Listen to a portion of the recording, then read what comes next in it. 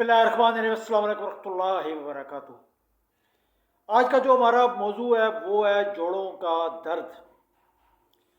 मैं अपनी कई वीडियो में पहले भी आपको बता चुका हूँ कि जोड़ों का दर्द जो शुरू होता है वो उस वक्त होता है जब हमारे जोड़ों में जो है वो लेस होती है, गूदा होता है, जिसे लुब्रिकेंट भी कहा जाता है। ये गूदा जब कम हो जाए तो जोड़ खुश्क होना शुरू हो जाते हैं, जिसकी वजह से दर्द शुरू हो जाता है और हड्डियाँ आपस में रगड़ खाना शुरू हो जाती हैं। और हम क्या करते हैं कि बजाय इसके इलाज के कि इसका प्रॉपर और मुस्तकिल इलाज किया जाए, हम आर्जी इलाज मतलब पेन किलर खाना शुरू कर देते हैं। हालांकि अगर हम ऐसी चीज़ें इस्तेमाल करें जो हमारे जोड़ों को लेस या गूदा दे, तो जब लेस और गूदा जोड़ों में आएगा तो दर्द खूब ख़त्म हो जाएगा। आज मैं एक ऐसी चीज़ आपको बताने जा रहा हूँ जिसके इस्तेमाल से इंशाल्लाह आपके जोड़ों में गूदा पैदा होगा और ये जो दर्द है जो है ये हमेशा हमेशा के लिए ख़त्म हो जाएगा।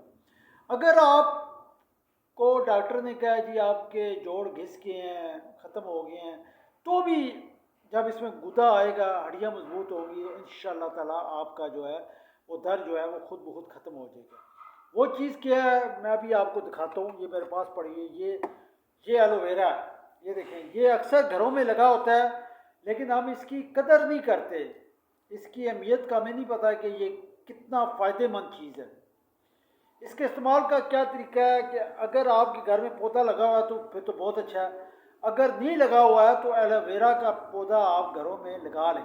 ये देखें, ये इसका पता है। जब इसे आप तोड़ेंगे ना, ये देखें, ये छीलेंगे, ये ऐसे ऊपर से छीलने से ये जो सब्ज़ रंग का आपको नज़र आ रहा है ना, ये उसकी खाल, इसे आप जब छीलेंगे तो इसमें से गूदा निकलेगा। ये देखें, साइडों में से ये गूदा निकल रहा है, ठीक है। इस गूदे में इस जो लेस को जो है वो आप किसी बर्तन में डाल लें, ये जैसे गिलास में है, गिलास में आप इसे डाल लें, गूदे को थोड़ा सा पानी डाल लें, बीच में कड़वा होता है, अगर आपने इसे मीठा करना है तो गुड़ या शक्कर इसमें मिक्स करके तो ये आप इसे पी लें।